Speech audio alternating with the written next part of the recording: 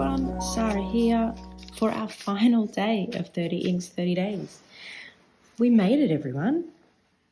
How crazy is that? So I'm just rearranging my heat pack.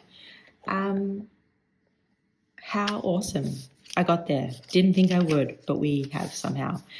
I know a couple of days ago I went through kind of what I've learned in terms of what I'd do again, what I wouldn't do again, all of that. So I'm not going to rehash that now, but I thought it might be nice just to spend a minute or two just looking through the pages. And I thought I might, and I haven't prepared this, but just looking at it go, the inks that surprised me, the ones I'm really wanting to use, the inks that, yeah, maybe aren't so much my style. Pardon me. So this is everything except for Z, which we'll get to. Z is going to be a Van Diemans ink, Van Diemans Zucchini. So starting and finishing with the green. Looking at this, I think it's becoming obvious that I definitely do have a palette in that kind of muted range. The inks that surprised me, I'm not sure if it's a surprise, but I did this the first day and immediately put it in a pen that I am writing with this month. Just see if I can find anywhere. And I am really, really enjoying it. I've struggled finding a shimmer that has a nice balance. I think that's the right word. Balance has been the word it's too hard to find something. Balance has been the word that I'm looking for with shimmer, and this has it for me. So that was a really lovely surprise. This ink, Neko Yanagi, actually surprised me. It's brighter than I usually go for, but I mean, the complexity of that chroma shading is just incredible. And it's not crazy light in the swatch. You know, we'll look at the writing sample.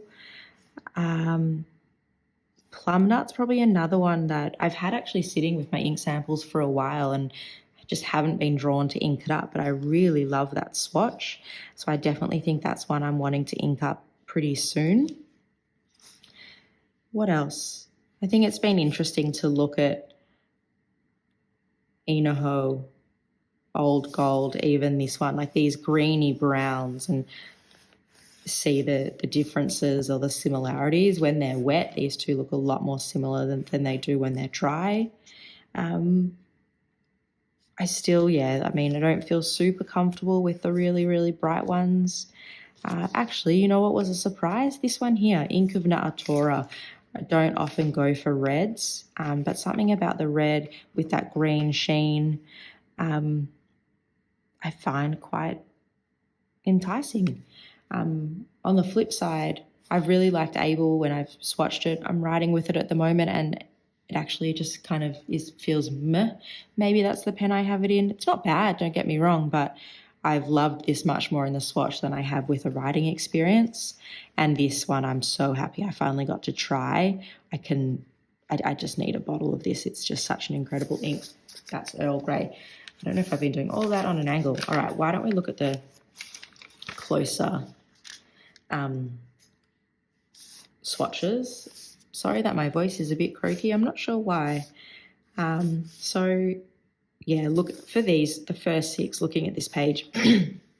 Earl Grey for me is just such a clear winner. Not that there's winners and losers, but I just think that's just such a beautiful ink. Colourburst Coffee Break, I definitely liked more swatching it this time than I did when I first swatched it. I've kept a page in between just so I can refer back and look at bleed through. I think something I've learned in terms of ink journals is I've been sticking those pages together. I don't think I'd do that next time so I can still see. And to be honest, I'm pretty sold. This is where I've just been writing the words I'm going to use. This is a traveler's notebook. I did try and cut it down to a B6, did an okay job, but the lightweight refill, and I think I'm pretty sold. I'm going to move to these for my next journal, which feels really big, but I just want something that can handle wetter pens and inks and show a bit of sheen. Never used Travelers before, which I know is like, what do you mean? Everyone uses them, but I'm going to give it a go. move away from my beloved Stalogy. I will finish this ink swatching book, but I think next I'll do it in that. But the reason I brought this up in the first place is I think when I swatch in here, maybe I do swatch blank. So like the swatch is always on the left hand of the double spread, and that's always blank, so you can see the bleed through, or, you know, if there is bleed through, etc. I think that's what I'll end up doing. I think we'll see. So moving on. Oh, we hadn't spoken about this. This was my first time being able to try Emerald of Chivor. You can see why everyone loves it. It's such a rich color. This ink definitely still intrigues me. Very bright though. I've spoken about those ones. I love most of the colors on this page. This is the ink that definitely surprised me, the Neko Yanagi. I just think the degrees and depth of color you're getting in that ink is mind-boggling to me. I think I like Kujaku the more and more I swatch it and play with it. It didn't really do much for me the first time, but I think those three together look quite nice for a currently inked, where it's getting colder here, and there's something about that, the deepness of it, it makes me just feel, I don't know, I just like it. I'm not going to try and justify why. And then this is a bit of a mixed bag. You know, we had two super bright ones in a row. I do like the Oklahoma, and this is where I really liked Plum Nut. Those tiny bits of shading is a little bit lighter there, but I'm still really wanting to get that one into a pen.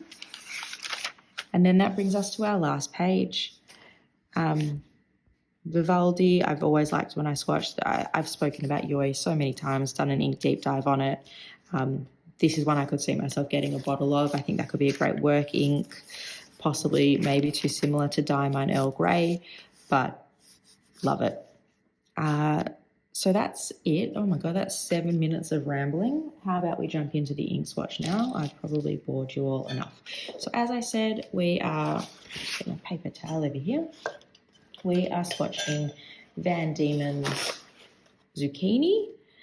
So let's jump in. Oh God, I can't open it. I haven't ever tried this ink before, and I was very generously given a sample, and they filled it to the brim, which is also really lovely, which means I'll definitely get a couple of fills, or there may even be enough in there that I could split the sample into two and pass some on to someone else who wants to try it, which I actually always love to try and do if I'm given a really generous sample, is share the love. My voice is super croaky today. Is that what vocal fry is? I'm not sure why. Maybe because I've only had one cup of tea.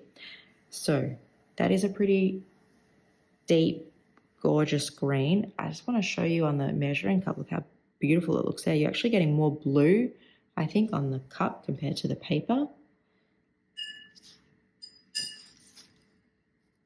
It's pretty saturated. I'm interested to see. I'm not sure if there'll be much shading. It just looks like quite a saturated ink. Definitely looks like the skin of a zucchini, so it is also somewhat accurate. Then, yeah, look, you're not getting really any variation there.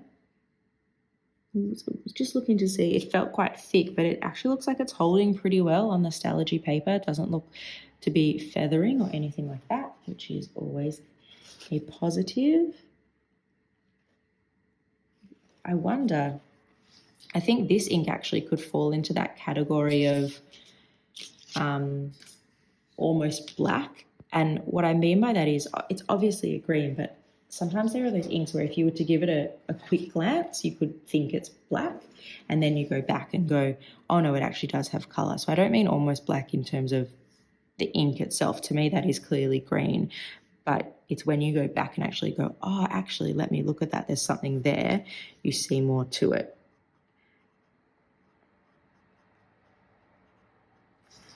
Which I love. I also think it makes for a really awesome, work-appropriate ink. So our word for today, just need to find it because I wrote it down. Can't find out where to put my paper. The word I'm not entirely sure how to pronounce, but I'll give it a go. And that is zaftig. And that means having a full rounded figure. And I thought that was a very good word to end on as a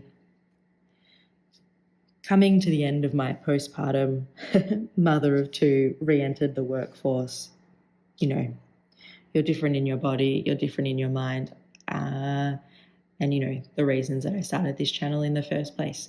So 30th of April, somehow I've been back at work for almost a week. Somehow in 2 weeks, my little baby son's turning 1. And somehow in 2 months, I'm going to have a 3-year-old. And she's very much already a 3-nager, so that one's not as surprising. But in a weird, not a weird way, but I decided to do 30 months for April, not necessarily because it was going to culminate in all those things, but it's just so happened that it has, this, oh my God, my voice. There's always a lot going on, but this month or these last couple of weeks and then the next few weeks definitely are going to have some pretty big markers of passages of time. So I'm really happy that I've done this and been able to explore and really have this intensified moment of creativity, because I do feel I'm going to have a little bit less time as my work ramps up. But also, I'm not a negative person, but I can definitely go onto the more pessimistic side. So learning, maybe don't include that one, but learning some more positive words, has also been great, just as it's almost like a little gratitude exercise. And then finishing on, you know what, zaftig, that's an awesome word and maybe a nice way to describe oneself. I've now been rambling for 12 minutes. My videos were getting shorter there last week and a bit of this week, and now getting super long again. So before I get any more soppy or sentimental, I'm not finishing, guys. I need to do the last bit of my monthly swatch. So we'll wait for this to dry and then we'll jump over and do our last swatch for the month of April 2023, 30 inks, 30 days. I'll see you guys in a second. Okie dokie. Can't believe I was rambling away and almost forgot to do this bit. So our final swatch. Oh, and I spoke about this a little while ago, but do I rub out the pencil marks? What do you think? Ooh, bit of a double circle because I wasn't concentrating. Let me know. I think maybe I do. I'm not sure. So this is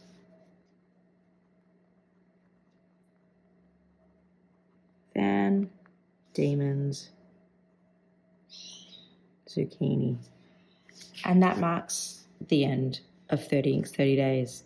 How awesome is that? I'm so happy that I stuck to it and did this. As always, thank you so, so much for hanging out with me every single day, for checking in every day and watching these videos. I'm trying to commit to at least one video a week, and if I can do a second one, I definitely will. But I'm going to try one, and just because I want to get something out at least every week. But yeah, if I can, I will pop up a second video. So I usually do one on the weekend and then maybe one midweek if I can.